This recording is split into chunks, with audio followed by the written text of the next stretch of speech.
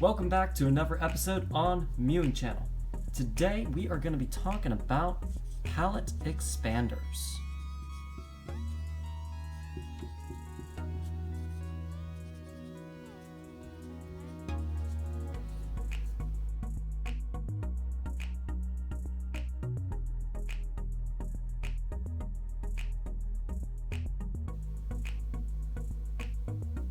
So I'm going to tell you right now, if you have a super narrow palate, I'm talking the classic V-shaped palate where it's like your palate is narrow like that, although more realistically it may be more something like this, but it's just like a real narrow, it's V-shaped, and it's like you find it hard to nasally breathe. I strongly recommend going about a palate expander, like no questions asked. Definitely talk to an orthotropist and go about getting a palate expander.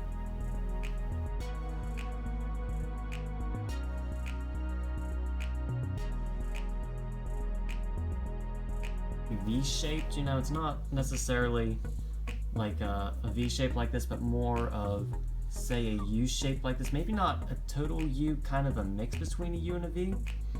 Palate expansion is a question. It's an option at this point. So it's not like you absolutely positively need it, to make any progress with mewing. No. You just keep mewing as you are. Give it, it could be anywhere from like a couple months to a year or two, and eventually you will be able to widen your palate with mewing alone and go from like this or even a combination of the two to ultimately like a nice wide U-shaped palate, which will allow you to cross that gap and finally end up nasal breathing 24/7.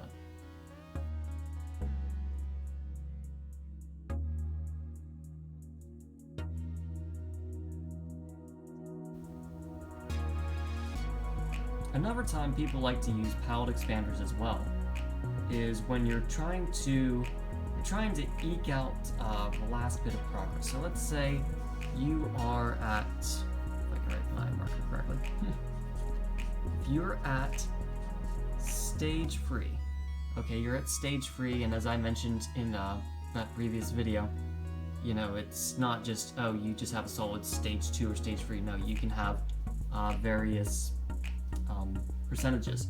So it's like you could be a stage 3.4 or 5, you name it. So let's say you're a 3.4 in this case, and you're trying to get up to a solid 4, which would be an orthotropic ideal. So through mewing alone, like let's say you started, when you first started your mewing journey, you were a solid like 2.5, okay? And through mewing alone over the course of a couple years, you finally made it up to stage 3.4, which is excellent. This is awesome. You are already great facial aesthetics, everything's great. But seeing how close you are to a full orthotropic ideal, you decide, what else can I do to make it there? And that's where you reevaluate everything you're doing. You're like, okay, I'm chewing the toughest strength of chisel, or you're chewing multiple pieces of mastic gum, and it's like, okay, you're really having trouble finding adequate resistance. At this point, it makes sense to go about a palate expander, so that way you can make the transition from 3.4 here to 4.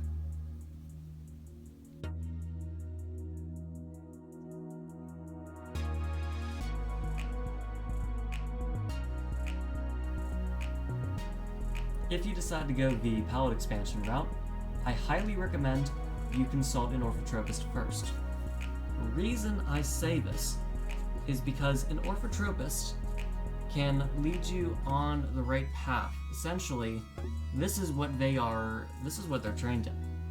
An orthotropist would be able to show you how to use a palate expander in the safest and fastest way possible for best results.